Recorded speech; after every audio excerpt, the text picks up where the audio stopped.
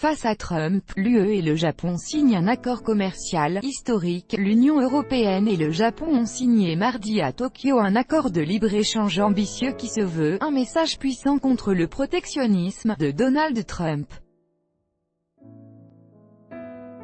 Aujourd'hui marque un jour historique alors que nous célébrons la signature d'un accord commercial extrêmement ambitieux entre deux des plus grandes économies du monde, ont déclaré le Premier ministre japonais Shinzo Abe, le président de la Commission européenne Jean-Claude Juncker et le président du Conseil européen Donald Tusk dans un communiqué publié à l'issue de la signature du texte.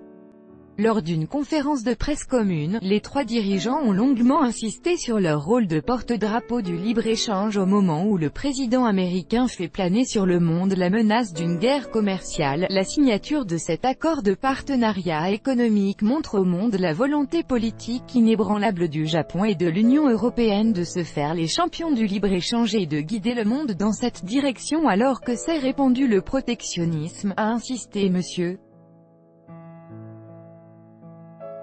Au cours d'une conférence de presse conjointe, nous envoyons un message clair disant que nous faisons front commun contre le protectionnisme, a renchéri M.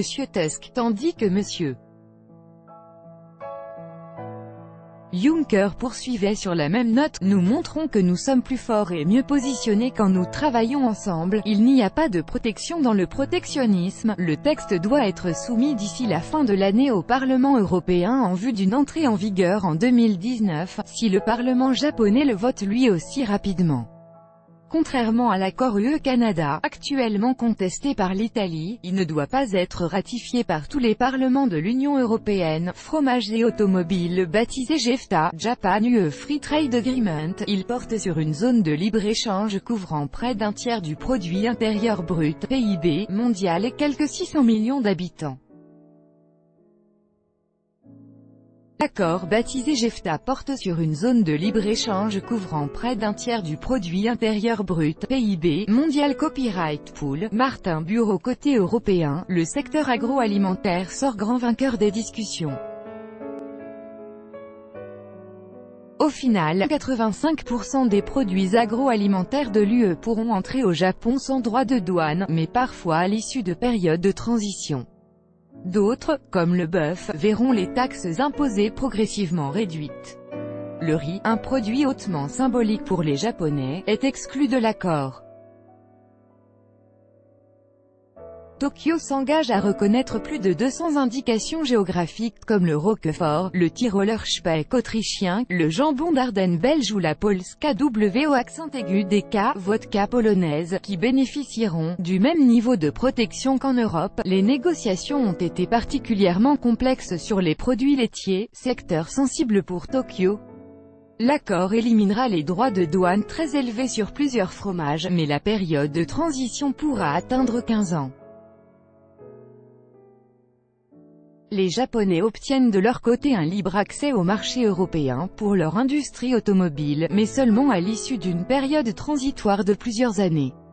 Cet accord comprendra aussi un chapitre sur le développement durable, protection des investissements. La protection des investissements est le principal point d'achoppement des discussions et n'est pas comprise dans l'accord signé mardi. La plupart des ententes commerciales du monde laissent la possibilité à une entreprise qui s'estime lésée par la politique d'un État après y avoir investi de l'attaquer pour obtenir réparation. Ces différends sont généralement tranchés via un système d'arbitrage dont les Européens ne veulent plus entendre parler. Le Premier ministre japonais Shinzo Abe accueille le président de la Commission européenne Jean-Claude Juncker et le président du Conseil européen Donald Tusk à Tokyo, le 17 juillet 2018. Copyright Pool, Martin Bureau. C'est l'absence de cette partie sur la protection des investissements qui évite à l'accord de passer par les parlements nationaux, précisent des sources européennes.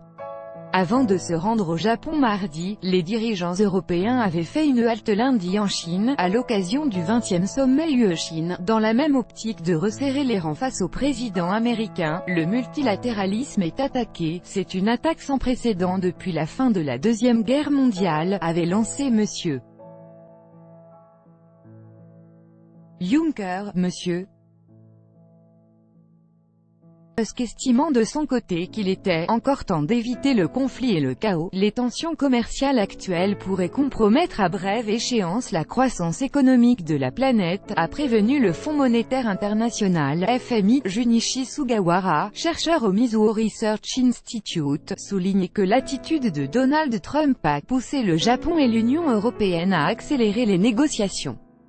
Le Premier ministre japonais Shinzo Abe a de bonnes relations avec Trump, mais concernant le commerce, le Japon s'est placé du côté de l'UE. Burix ANBUH, NAS tous droits de reproduction et de représentation réservés. Copyright 2018, Agence France Presse.